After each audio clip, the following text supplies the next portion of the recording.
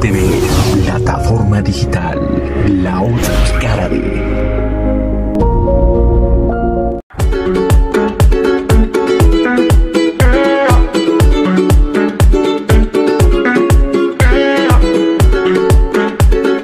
México en el corazón con Abraham Villedas. ¿Qué tal? Muy buenas noches, amantes de México. Soy Abraham Villedas. Gracias por estar una vez más con México en el corazón. Ahora nos encontramos en el centro histórico de la Ciudad de México. Bueno, no ahora, seguimos en el centro histórico de la Ciudad de México y vamos a hablar sobre el primer cuadro de la ciudad particularmente. En esta ocasión, como nos vamos a estar desplazando dentro del primer cuadro de la ciudad, me voy a colocar la mascarilla, el cubrebocas. Entonces, súbanle a su celular, súbanle a su computadora, súbanle a su tableta o donde nos estén escuchando para que no tengan mayor interferencia. Sean bienvenidos pues a este espacio. Vamos a empezar en la llamada calle del Empedradillo. Este espacio en el que ahora nos encontramos se conoció en su tiempo, en la época novohispana, como la Plaza del Empedradillo, porque fue la primera calle empedrada. Hay que tomar en cuenta que las ciudades no tenían un pavimento, no tenían un cemento hidráulico. Estas calles mayoritariamente estaban hechas básicamente de tierra. En temporada de lluvias, obviamente, este era un auténtico lodazal. Por tal motivo se toma la iniciativa de esta calle, que sería donde tuviera por primera vez su asentamiento el marqués del Valle de Oaxaca, don Hernando de Cortés, se colocara un empedrado y así se le llamaría entonces la calle del Empedradillo al espacio. Vamos a movernos un poco porque también dentro de este lugar o dentro de este espacio en el que nosotros estamos podemos apreciar como uno de los importantes elementos al famoso monumento a Enrico Martínez. El famoso monumento al kilómetro cero, que en algún tiempo sirviera para identificar el kilómetro cero, el punto de origen de la medición carretera, el punto de origen de la medición de algunas distancias e inclusive algunos niveles que tendrían que ver con, por ejemplo, el lago de Texcoco o el lago de la Cuenca de México. Originalmente el espacio se encontraba ubicado, bueno, no el espacio, el monumento se encontraba ubicado exactamente hacia el otro lado de la iglesia catedral, donde ahora se encuentra la Plaza Manuel Gamio, exactamente ahí en la esquina donde estuvo durante mucho tiempo la famosísima cantina El Nivel. De hecho, podríamos decir que la cantina El Nivel toma su nombre gracias a este monumento a Enrico Martínez, que en algún tiempo se le conoció propiamente como El Nivel. Ahora, lo que les queríamos decir, vénganse para acá. A la llegada de los españoles, inmediatamente después de la conquista, cuando se establece esta pequeña paz política, por así decirlo, entre Moctezuma y Hernán Cortés, Cortés es hospedado exactamente en este espacio. Obviamente no en el Nacional Monte de Piedad. Hernán Cortés es hospedado en el Palacio de Axayácatl, el abuelo de Moctezuma. En este espacio, de hecho, ustedes recordarán, en esta época pandémica se anunciaron como importantes hallazgos arqueológicos los restos, los basamentos piramidales propiamente de Axayácatl. Bueno, pues allá exactamente en este sitio se encontraba el espacio. Con el paso del tiempo, las casas viejas de Cortés, que fue como se llamaron después de la conquista, porque después de aquel 13 de agosto de 1521, después de que se lleva a cabo la caída de México Tenochtitlán, después de que los últimos bastiones tlatelolcas caen en manos de los conquistadores, bueno, la Ciudad de México empieza con una traza nueva, una reconstrucción, una recreación de este espacio. Se construyeron en este lugar las primeras casas del conquistador Hernando Cortés, se le conocerían en algún momento como las casas viejas, y posteriormente el inmueble, los terrenos quedarían en manos del primer conde de Regla, el famoso Pedro Romero de Terreros. Pedro Romero de Terreros es un personaje trascendente para la historia, sobre todo económica, de México, porque se convirtió en uno de los grandes mineros de la Nueva España. Don Pedro Romero de Terreros es el creador del Monte Pío de Ánimas. ¿De qué servía esto? Para ayuda a los pobres. Pedro Romeros de Terreros tenía la idea de que los ricos tenían una deuda, que era la de ayudar a los pobres a través de pequeños préstamos. Originalmente el préstamo era sin fines realmente de lucro, sin intereses. Posteriormente las cosas fueron cambiando y bueno, pues ahora tenemos al Nacional Monte de Piedad en este espacio. Pero bueno, vamos a caminar, vamos a tratar de rodear la plancha del Zócalo. Prácticamente las calles están cerradas. Hoy en día las vemos, estamos en enero, las calles están un poco menos concurridas, pero ustedes hubieran estado aquí en diciembre y el centro estaba llenísimo. Las personas pueden quejarse mucho el día de hoy de la pandemia, pero en diciembre esto estaba lleno. No se diga con el Buen Fin, no se diga con las compras navideñas, el centro histórico era un caos de gente sin las menores restricciones sanitarias. Y nosotros ahora vivimos esas consecuencias. Ustedes que están en su casa, recuerden que la pandemia sigue, con vacuna o sin vacuna, la pandemia sigue. Recuerden usar el cubreboca, recuerden sanitizarse las manos, recuerden el uso del gel antibacterial, recuerden protegerse, alejarse de los lugares concurridos. La única manera que tenemos de ayudarnos. Pero bueno, en el primer cuadro nosotros encontramos una traza, coloquialmente, una traza tradicional de modelo europeo.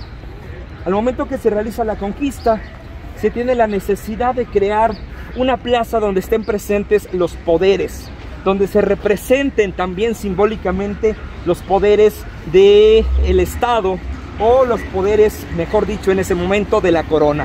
Es por eso que se crea un espacio dedicado directamente a los virreyes, o en su momento, hay que decirlo, no era necesariamente la casa de los virreyes, no era el palacio virreinal, era básicamente las casas nuevas de Cortés. Cuando Cortés deja de vivir en las casas viejas, es porque a él se le han construido casas nuevas. ¿Dónde estuvieron las casas nuevas de Cortés? Exactamente aquí. Bueno, estas son casas de campaña. Bueno, esta es una pequeña mamarrachada de movimiento que no tiene caso mencionarlo mayormente. Pero hacia enfrente de las casas de campaña nosotros encontramos el ahora llamado Palacio Nacional. Exactamente en ese lugar se establecieron las primeras casas de Cortés. Las casas de Cortés se construyen en lo que ahora es Palacio Nacional, de sur a norte. Las primeras construcciones, o las construcciones más viejas que tenemos ubicadas en este lugar, estarían localizadas muy cerca de lo que actualmente es la Suprema Corte de la Nación y lo que es básicamente la llamada Puerta de Honor de Palacio Nacional. Al frente de nosotros tenemos una primer puerta hacia la extrema derecha. Esa es considerada como la Puerta de Honor de Palacio Nacional. Básicamente por esa puerta solamente puede entrar el presidente de la República y los invitados especiales. En la parte central de Palacio, exactamente abajo del balcón central, nosotros encontramos, pues, obviamente, la puerta central, la puerta del medio de Palacio Nacional. Esa puerta era de uso común y corriente hasta que terminó el sexenio de Felipe Calderón. Una vez que llegara a la presidencia de la República Enrique Peña Nieto, prácticamente esta puerta fue bloqueada y ya en lo absoluto se ocupa. Hay una puerta más que no la alcanzamos a mirar ahorita porque se encuentra oculta por las casas de campaña, pero es la puerta de la extrema izquierda. Esa puerta es conocida como la Puerta Mariana porque fue mandada a realizar por el presidente Mariano Arista. Y bueno, esa puerta es en estos tiempos, particularmente en este sexenio, es muy ocupada para el acceso de invitados y demás. Ahora, como les estaba diciendo, Palacio Nacional se construye de sur a norte. Las casas nuevas de Cortés se establecen en ese lugar. ¿Por qué se establecen en ese sitio? Porque hay que recordar que era el espacio que ocupaba el llamado Palacio de Moctezuma. Al momento que se realiza una conquista, territorial, una conquista militar, algo que tú tratas de hacer es colocar tu imagen encima de aquella imagen que tú acabas de tomar, de controlar, de poseer. Por esa razón, cuando Cortés logra la conquista, él no quiere llevar la capital de la Nueva España a Coyoacán, o no la quiere mover a Puebla, o no la quiere llevar a Querétaro. La capital se tiene que quedar en este lugar, porque al final de cuentas este era el epicentro de la gran civilización Tenochca, de la gran civilización mexica, que era básicamente el centro político, económico, el centro comercial de lo que ahora llamamos el altiplano mesoamericano. Bueno, Cortés se tenía que establecer en este lugar. Lo que nosotros vemos ahora de Palacio Nacional ha ido construyéndose con el paso del tiempo. De hecho, las últimas grandes modificaciones que se implementaron en Palacio Nacional datan propiamente del siglo XX. Es en ese tiempo cuando se incorpora un tercer nivel a Palacio Nacional en la época del presidente Plutarco Elías Calles. ¿Cuál era la razón? Plutarco Elías Calles consideraba que Palacio Nacional se veía muy chaparro a comparación de la Catedral Metropolitana. Entonces, para generar una mayor homogénea en la plaza, es que se coloca un tercer piso a este inmueble. Y bueno, pues es el espacio donde cada 15 de septiembre por la noche nosotros podemos llevar a cabo la celebración, podemos seguir la celebración del llamado Grito de Independencia. Pero les decía, la Plaza del Zócalo tiene una traza muy al estilo europeo, una plaza donde se representan los poderes. Se representa el poder temporal, pero también se representa el poder espiritual. Por eso es que nosotros aquí también tenemos la presencia de la impresionante, impactante, de la gran arquitectura de la Catedral Metropolitana de México. No solamente la catedral, sino también su sagrario.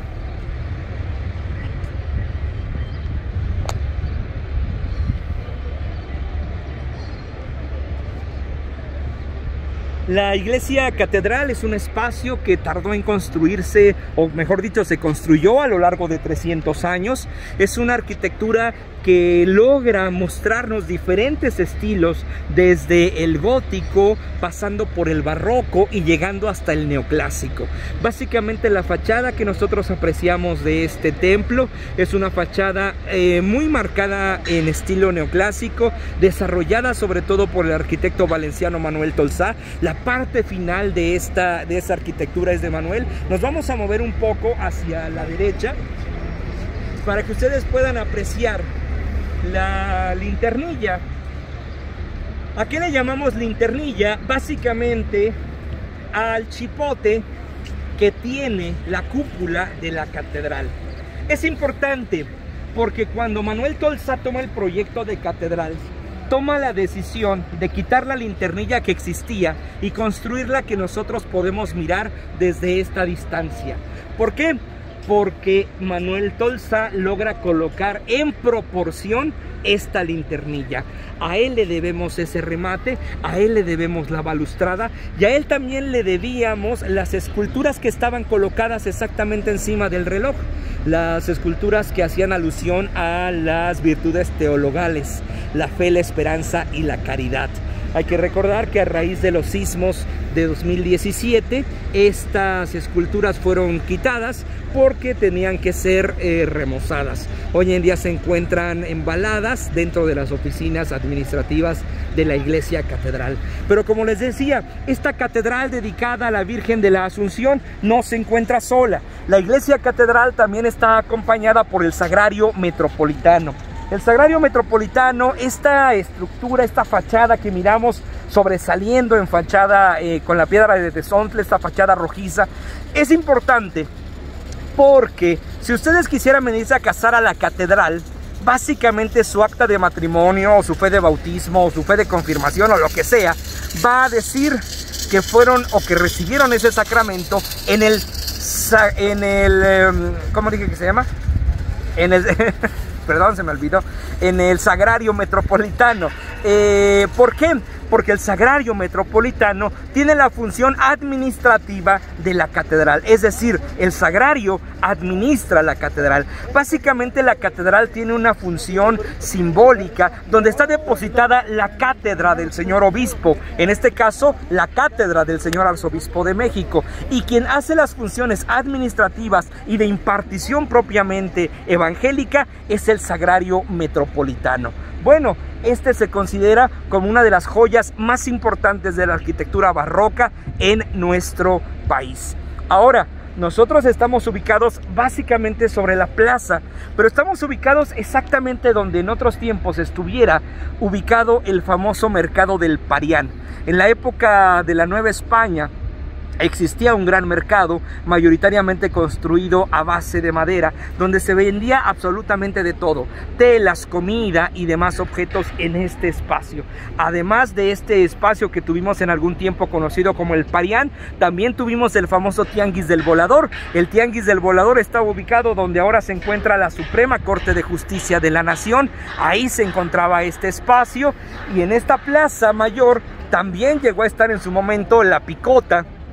También llegó a estar en este lugar la Horca de la Ciudad de México. Cuando yo digo la Horca, no me refiero a Keiko, de repente piensan por ahí en Reino Aventura, me refiero a la Horca sin H. Es aquí donde se ajusticiaban algunas personas que eran condenadas a morir ahorcados. Aquí se encontraba también el patíbulo. Ahora, hablamos de una traza con los poderes representados, el poder temporal, el poder espiritual, pero también aquí estaba representado el poder económico.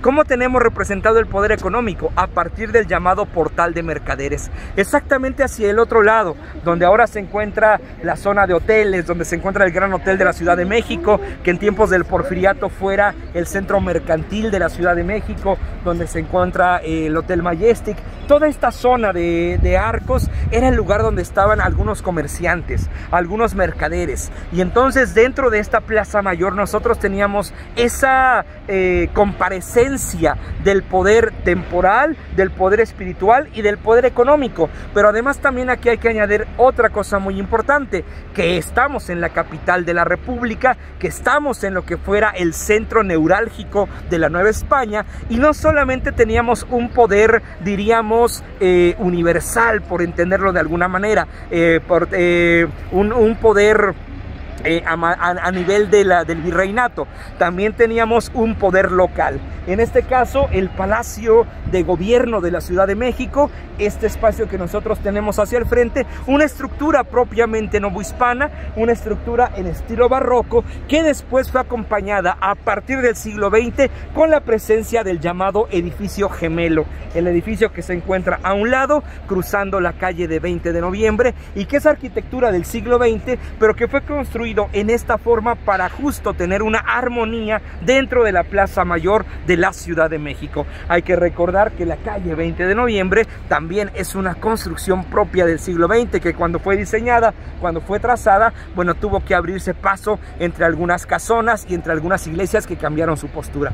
Vamos a seguir avanzando. Muchas gracias por seguir con México en el Corazón. Aquí seguimos, amantes de México, gracias por esperar con nosotros. Frente a ustedes están viendo una de las fachadas del convento de San Bernardo. Este convento, que fuera convento de religiosas, tenía exactamente la arquitectura tradicional novohispana de un convento de monjas, es decir, con su par de puertas colocadas una al lado de la otra en el sentido de la calle, la famosa arquitectura de puertas pareadas. Sin embargo, como decíamos, al momento que se apertura la llamada calle de 5 de Mayo, tiene que redistribuirse, mejor dicho, la posición de algunas construcciones, y el convento de San Bernardo no sería la excepción, solo que con una salvedad: no se querría que se destruyera el convento, por lo menos la fachada. Por esa razón se toma la decisión de técnicamente desmantelar piedra por piedra la estructura y meter, por así decirlo, la fachada que estaba literalmente sobre la avenida, colocarla en la posición que nosotros ahora le observamos.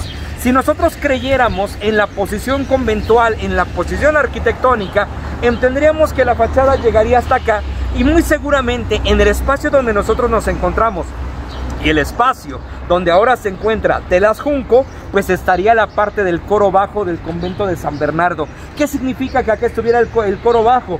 Bueno, que hay que recordar que el coro bajo no era otra cosa más que el lugar para sepultar a las religiosas. Es decir, nosotros técnicamente en este espacio estaríamos parados sobre los restos de algunas de las religiosas que fueron sepultadas en este lugar, en este convento. Bueno, simplemente para que quede claro, si alguna vez vienen a comprar a Telas Junco y sienten que les jalan los pies, ya saben cuál es la razón por la que sienten eso. Ahora, nosotros estamos ubicados sobre la calle de 5 de Mayo y exactamente frente a nosotros tenemos la entrada al llamado Puerto de Liverpool, o coloquialmente conocido como Liverpool, una tienda hoy en día departamental de las más importantes que tenemos en el país, fundada originalmente en 1847 por Jean-Baptiste Ebrard, un personaje venido directamente desde Francia. Él viene con una idea de comerciar ropa. Hay que recordar que desde mediados del siglo XIX, muchas personas llegan a México procedentes de Francia. Algunos llegan procedentes de una zona conocida como Barcelonet, los famosos barcelonetes. Llegan con la idea de comerciar particularmente telas, telas hechas a partir de lana. No es casual que en la calle de Venustiano Carranza nosotros hoy en día tengamos Liverpool, tengamos el Nuevo Mundo, tengamos Parisina, tengamos Telas Junco, tengamos el Palacio de Hierro, porque al final de cuentas todos estos elementos están pegados a esta tradición de telas que surge a partir de finales del siglo XIX. Estos barcelonetes, estos personajes que llegan a vender sus productos, llegan a colocarlos en tiendas que se conocen en su momento como los famosos cajones franceses, los cajones de Francia, y así se vendían los productos a las personas obviamente de mayor calidad social, de mayor prestigio. No solamente había ellos, también había personas que se ocupaban, sobre todo en vecindades, hacia la parte trasera de Palacio Nacional, donde hoy tenemos algunas vecindades, sobre todo de procedencia, no de procedencia, de antigüedad judaica, sobre todo. La mayoría de personajes árabes y judíos que llegan a la Ciudad de México, aproximadamente el 80% de judíos y árabes que llegan a México, se establecen en el llamado barrio de la Merced. Y ellos empiezan a comerciar telas, empiezan a vender de casa en casa, de puerta en puerta, las telas, prácticamente a pagos. Ellos son los que inventan el sistema de abonos chiquitos. Y la primer tienda que realmente empieza a vender ya como tal en abonos chiquitos a partir de tarjetas de lealtad sería así el Puerto de Liverpool. Esta tienda que dijimos tiene un origen en 1847, pero sin lugar a dudas una tienda todavía de mucho mayor prestigio, porque en su momento sería el lugar a donde las primeras damas del país, sobre todo doña Carmelita de Romero Rubio, mandara a hacer sus vestidos, sería el Palacio de Hierro, una estructura que a finales del siglo XIX padece un gran incendio y se tuvo la necesidad de reconstruirla, en esta ocasión dotándola de un armatoste, de un corazón, de un alma de acero. La gente cuando pasaba por aquí le decía al lugar coloquialmente que parecía un palacio de hierro, y por eso es que se termina dando este nombre al espacio, y es así como nosotros ahora le llamamos el Palacio de Hierro, que también es muy importante cuando llega la energía eléctrica. Si ustedes se preguntan por qué el tamaño tan grande de los escaparates del Palacio de Hierro, bueno, hay una razón práctica. Es una de las primeras tiendas que tienen energía eléctrica.